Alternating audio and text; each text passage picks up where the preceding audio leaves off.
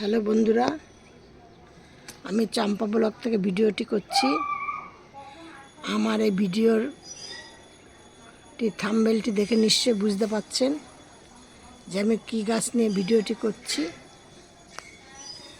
সবার আগে আমি আপনাদেরকে বলছি, আমার এই ভিডিওটি আপনারা দেখে একটি লাইক, একটি প্লিজ সাবস্ক্রাইব করে দেবেন, তাহলে আমার ভিডিও করতে আগ্রহ বাড়বে।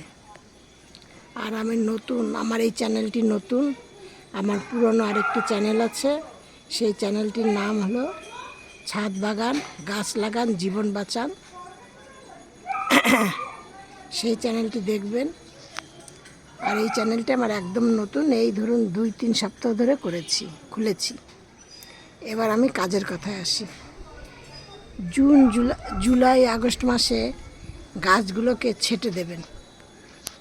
ছেটে সাধারণত পদ্ম ফুলের মাথাতে আসে, মানে গাছের ডগায় কড়ি হয়। এই দেখুন, এবার যদি আপনারা কেটে দেন, দিলে অনেক শাখা পোশাখা বেরোবে, তার থেকে অনেক ফুল পাবেন, অনেক কড়ি হবে। প্রতিটা ধরুন 10টা মাথা হলো, শাখা পোশাখা বেরোলো, 10টা মাথাতেই যদি আপনার হয়, কড়ি বেরোয়, ফুল পাবেন বেশি এইভাবে। আর এই গাছে তেমন কিছু যত্ন দরকার পড়ে না, শুধু আমি একটাই যত্ন করি, যেটা হলো এই বর্ষার সময় গাছের গোড়ায় নিমখোল দেই। নিমখোলটা কি আমি বাড়িতেই তৈরি করি।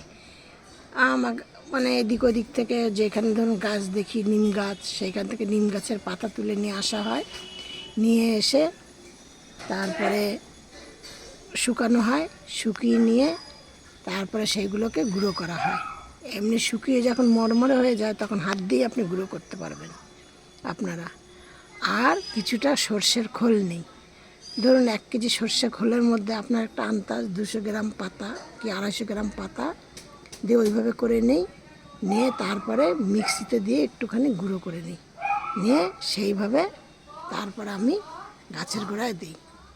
এইভাবে আমি গাছের ফুলটি দেখুন, দেখেছেন কত বড় হয়েছে। শুধু আমি এই কাজ করি, গোড়াটাকে একটু খুঁড়ে নিয়ে 15 দিন বাদে 1 চামচ করে পুরো গাছের গোড়াটায় দিয়ে দিই, 1 চামচ 1.5 চামচ দিই। এই দেখুন অপরাজিতা ফুল, এই যে লক্ষ্মী থোকা জবা। ঠিক আছে, আপনারা এইভাবে গাছ লাগান।